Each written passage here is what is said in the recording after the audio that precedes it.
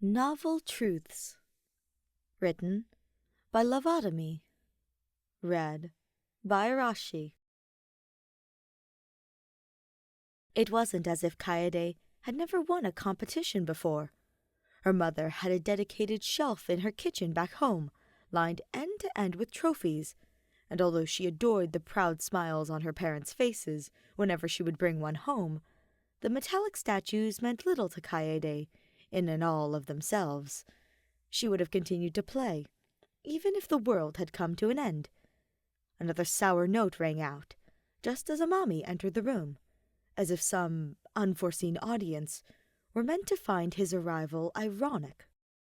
There were no longer hidden cameras just out of view, Kaede knew, but sometimes, late at night, she could still feel sightless eyes trained on the back of her neck.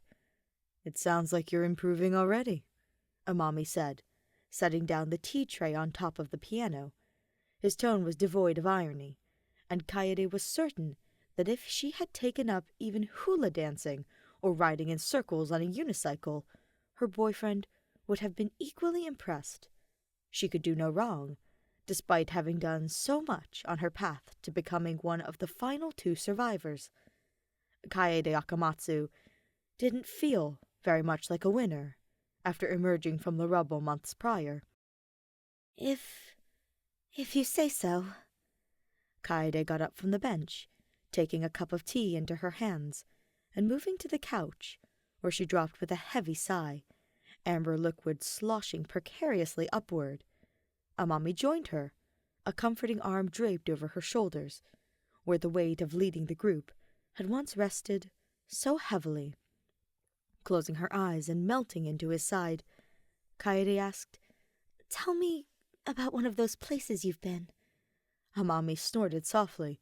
"You know those adventures weren't real. They were only something cooked up by Shirogane and the team.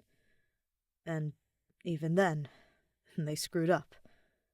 I couldn't even remember my talent until later on, after you and Saihara-kun helped me." "Make something up then," Kaede insisted, poking him lightly in the side with her elbow.